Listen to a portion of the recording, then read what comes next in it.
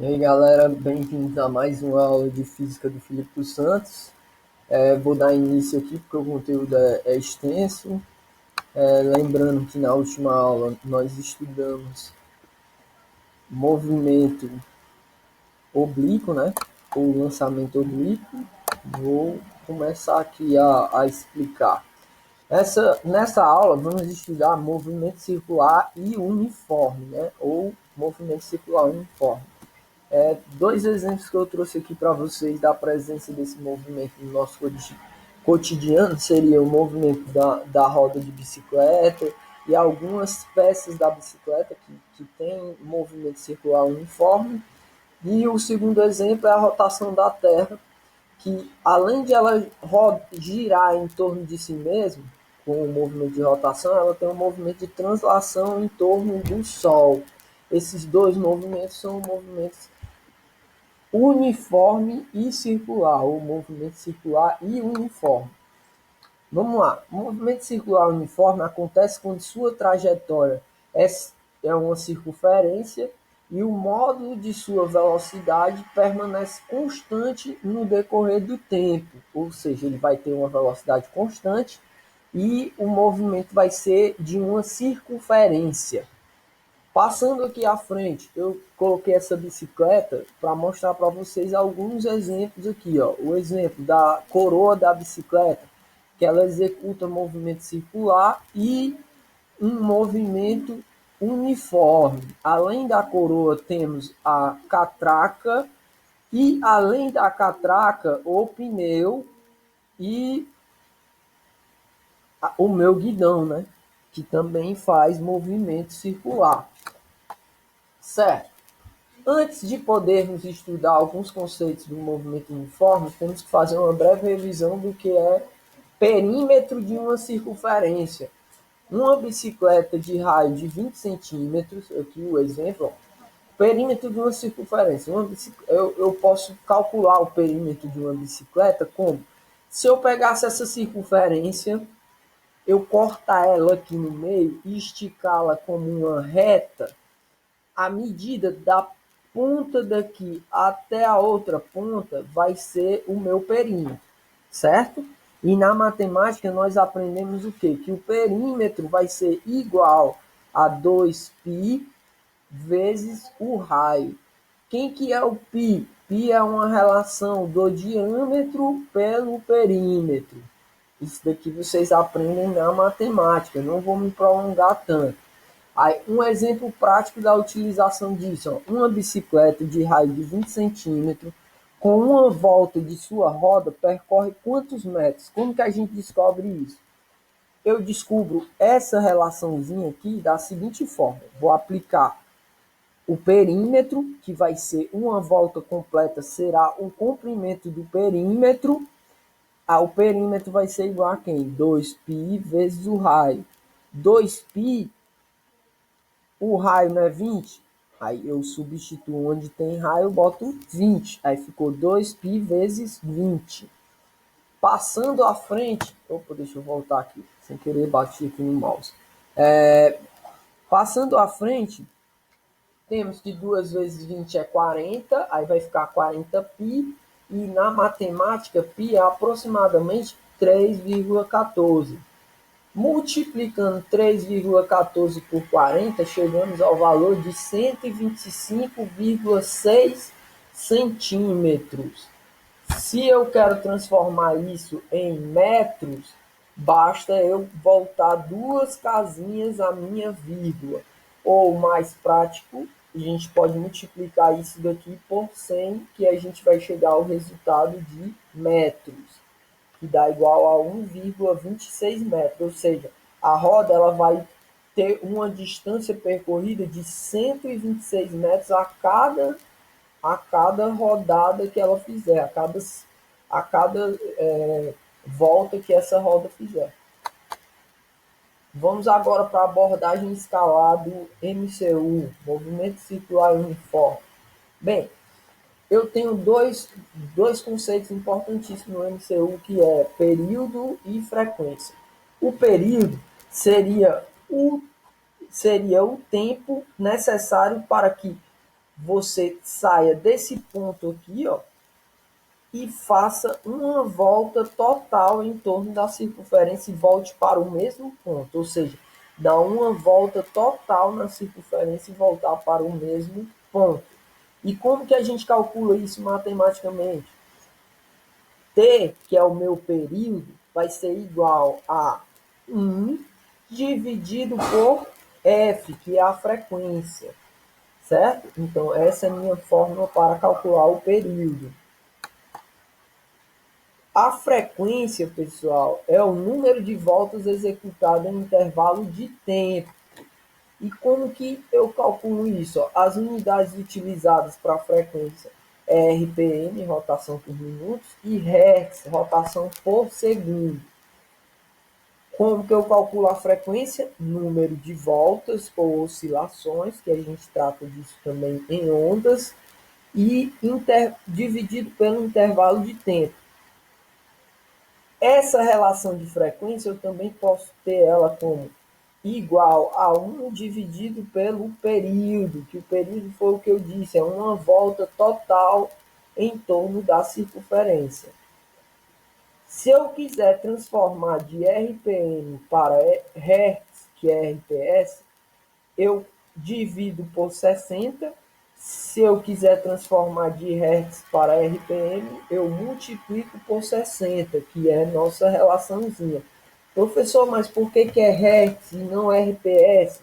É porque em homenagem ao físico que descobriu as ondas de rádio, que era o físico chamado Hertz. Vamos lá, um exemplo aqui prático. Ó. Um objeto executa um movimento circular uniforme com frequência de 3.600 RPM. Sendo assim, determine a quantidade de rotações executadas por segundo. Como é que a gente descobre a quantidade de rotações executadas? A gente descobre isso através de quê? Eu tenho 3.600 RPM, que é rotação por minuto, dividido por 60, né, daquela nossa relaçãozinha aqui, ó. O que é que eu estou aplicando? Essa formulazinha aqui que eu mostrei para vocês. Aí, aplicando essa fórmula, 3.600 dividido por 60, eu vou descobrir qual que é o meu valor em Hertz. 3.600 por 60 dá igual a 60 Hertz. O que é que isso significa na prática? A cada segundo ele dá 60 rotações, ele dá 60 voltas em torno da circunferência. Ok.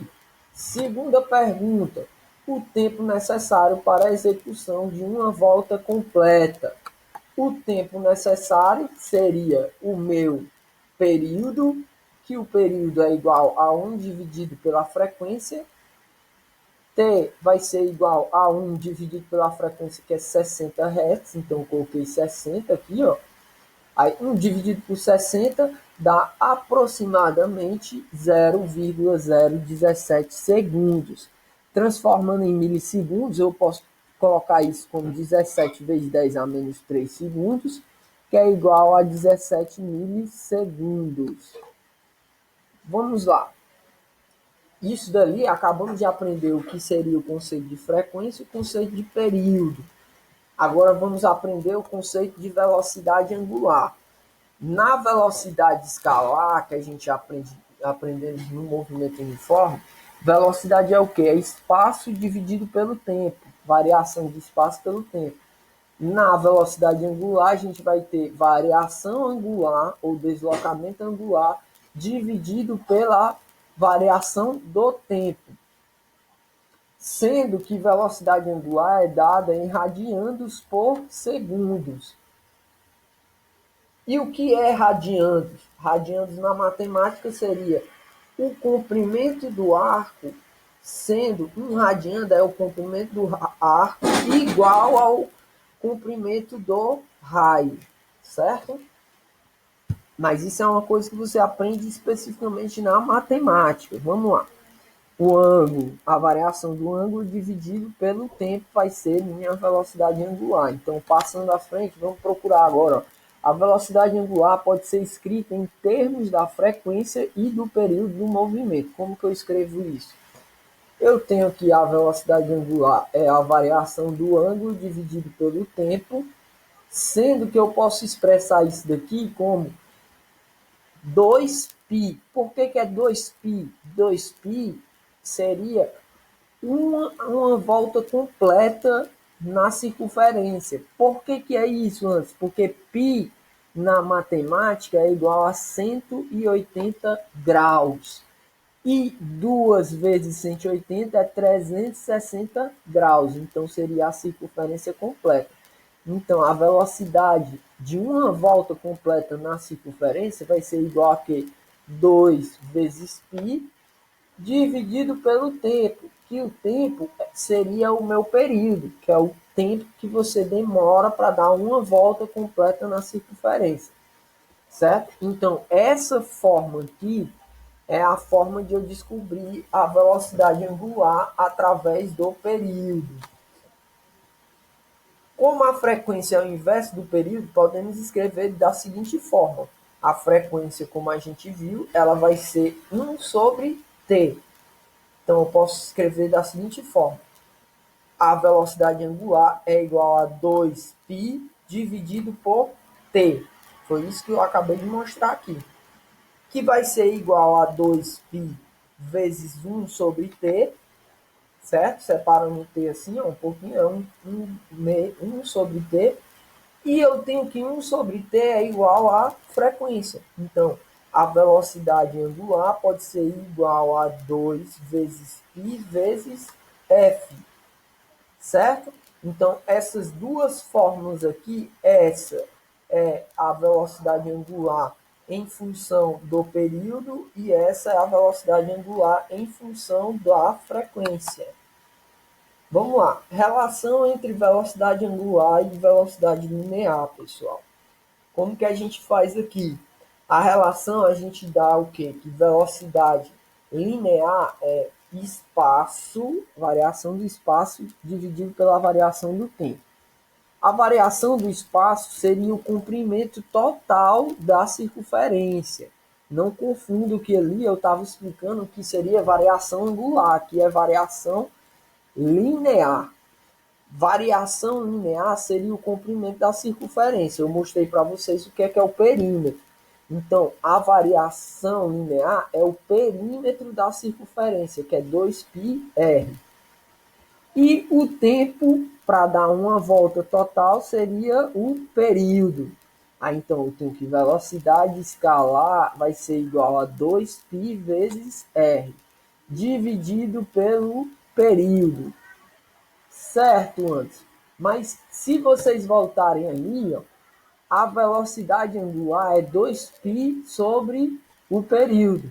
Então, eu posso isolar só essa partezinha aqui, ó, só esse termo, isolando ele sozinho, deixando o R só.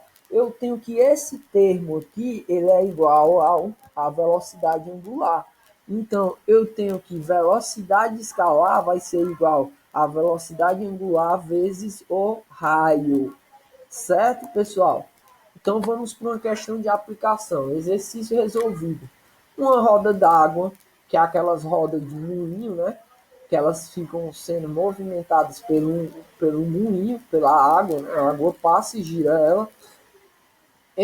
Efetua 8 voltas em 25 segundos. Sabendo que o raio da roda d'água é de 0,5 metros e utilizando π igual a 3, determine a velocidade linear da roda em metros por segundo. Aqui eu tenho os itens, certo? Em questão de vestibular. Vamos lá para a nossa resposta. A frequência da roda d'água é a razão do número de voltas pelo intervalo de tempo, certo? Como eu defini para vocês, ó, número de voltas pelo intervalo de tempo. Então, eu tenho que a frequência é 8 dividido por 25, que foi o que eu fiz aqui, ó. Frequência vai ser 8 dividido por 25, que vai ser igual a quanto? 8 dividido por 25 é 0,32 Hz, que é rotação por segundo, né? Vamos lá, velocidade linear é definida por meio de sua relação com a velocidade angular, que foi o que eu expliquei aqui para vocês, né? Ó, nesse último, ó. nesse último slide. Eu tenho que velocidade escalar vai ser igual a velocidade angular vezes o raio. Vamos passar à frente na nossa relação. Como o período, voltar aqui só para vocês entenderem. Como o período eu tenho a frequência, mas a frequência não é 1 sobre o período. Então eu posso, ao invés de ter só o período aqui, eu troco 1 sobre t, que é o valorzinho que está aqui, troco por f, aí vai ficar 2πfr. Aí como que eu vou calcular lá? Eu quero descobrir qual que é a velocidade linear, vai ser igual a 2π f vezes r. O f eu sei e o r também eu sei. E o π ele diz que vai ser igual a 3. Então substituindo 2 vezes 3 vezes 0,32 vezes 0,5, que é o raio. Multiplicando tudo isso aqui, a gente obtém que a velocidade linear é igual a 0,96 metros por segundo, certo? Então, a cada segundo ele percorre 0,96 metros. Beleza, pessoal? Esse conteúdo aqui, ele é um conteúdo bastante extenso. Essas fórmulas são importantíssimas para que vocês aprendam o conceito, o conteúdo e resolvam as questões. A referência é o livro, o volume 1, né? Eu não coloquei aqui, mas as páginas é da página 94 a 97. Caso de dúvida, levem para as aulas de exercício. Se caso não entender o conteúdo, eu aconselho repetir quantas vezes possíveis for o vídeo, assistam quantas vezes necessária, que vocês vão entender e resolvam a nossa lista. Dou por encerrado nossa aula, agradeço, até a próxima aula, pessoal.